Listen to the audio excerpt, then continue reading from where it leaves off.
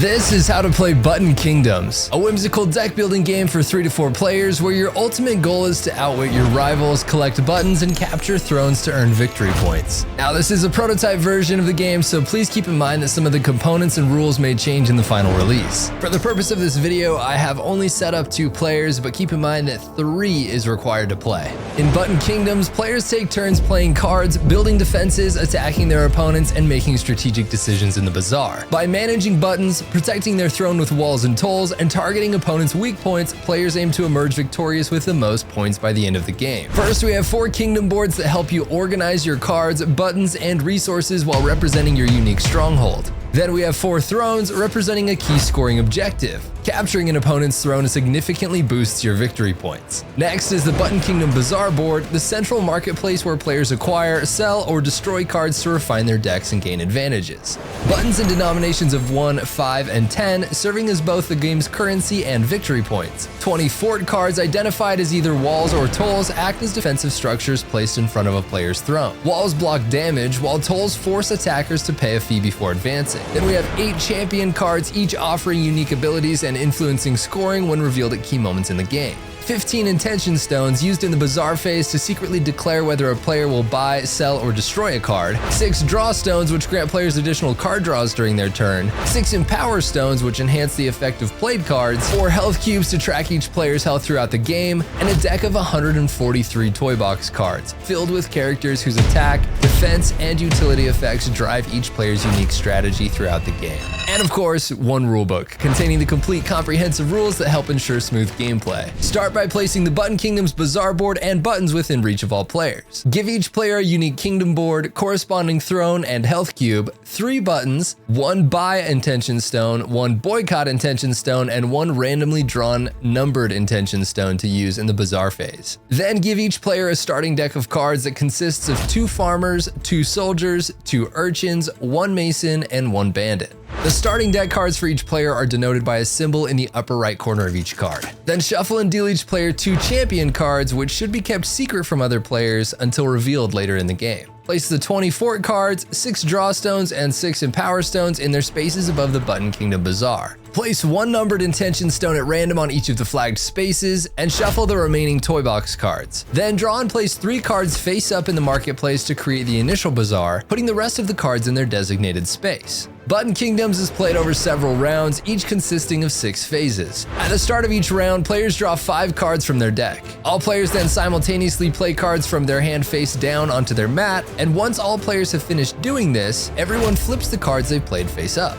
Each card played will activate their day phase ability shown on the left-hand side, which could allow players to gain buttons to use as currency, build walls or place tolls to defend their throne, or even activate utility effects to set up for future actions. Once all of your daytime effects are resolved, you'll discard your played cards into your discard pile. Players then secretly assign their intention stones face down on the 3 cards on the Button Kingdom Bazaar board, on each of their kingdom's button spots. This indicates their ideal intention for each of those cards. The buy eye stone indicates that you would like someone to sell the assigned card to you. The numbered eye stone indicates that you are willing to sell the assigned card for the value on the stone, and the boycott eye stone indicates that you would like for this card to be moved to the trash. After revealing their intentions, players will then resolve their actions by looking at each card in the recruitment zone individually, starting with the leftmost spot. The player who placed the lowest numbered eye stone is considered the seller of the card in that zone. Any player who placed a buy eye stone is considered a buyer as long as there is a seller eye stone present. The seller of the card must then choose a buyer to purchase the card, and the chosen buyer then pays the seller the number of buttons on that seller's numbered eye stone. It's worth noting that negotiation is allowed, but only for promises such as peace treaties or future trades. Players cannot exchange in-game items. If a player cannot afford the full cost of a purchase, they take the remaining value as damage. Once the transaction is complete, the seller then exchanges their numbered eye stone with the eye stone in the flag space in that zone.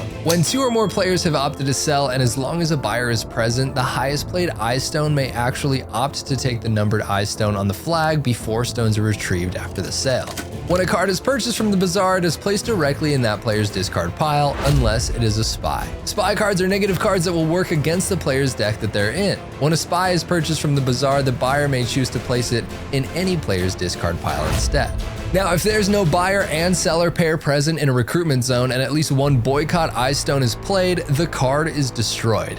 Cards in the Bazaar not purchased or destroyed remain for future rounds. Lastly, refill the Bazaar with up to 3 cards from the top of the toy box deck and proceed to the night phase. Just like the day phase, players will simultaneously play any remaining cards in their hands in the night phase to activate night effects, which may provide attack points, buttons, or other strategic benefits. This is also when players may reveal one of their 2 champions if they have not yet done so. Champions grant bonuses from the revealed abilities that can sway the game in your favor. There's no right or wrong time to reveal your champion, so just do it when it seems most advantageous. Similar to the day phase, once all of your cards are resolved, move them to your discard pile. Make sure to keep track of the attack you've gained during this phase because you're going to need it in the next phase. The attack phase is next, and it is the only phase that does not play simultaneously. Starting with the player who has the highest numbered intention stone and continuing in descending order, each player selects another player to attack. Attacks can reduce an opponent's defenses by destroying walls or tolls, or damage an opponent's health directly if the damage dealt is greater than their defense, making it easier to capture their throne. Each time a player's health is pushed onto or past a broken heart space, the attacker receives a token of their choice from the treasure pile located above the Bazaar.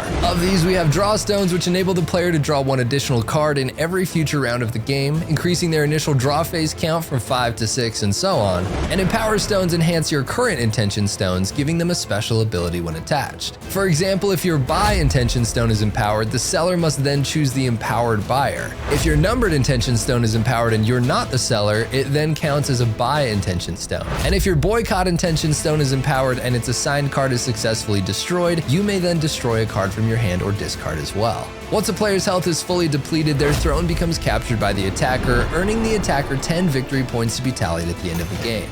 After the attack phase, we move into a second Bazaar phase. This acts exactly like the first Bazaar phase, with players placing their intention stones, buying, selling, and destroying cards, and refilling the Bazaar after all actions are resolved. The game then continues on to the next draw phase and repeats in that cycle until the endgame condition is met. The game ends after any phase when only 1 throne remains uncaptured. Players then total their victory points from buttons collected, thrones captured, and champion bonuses, and the player with the highest total wins. This game combines tactical decision-making, player interaction, and deck building for a unique and engaging experience. If you're looking for a game with depth, charm, and plenty of strategic twists, Button Kingdoms is definitely worth checking out.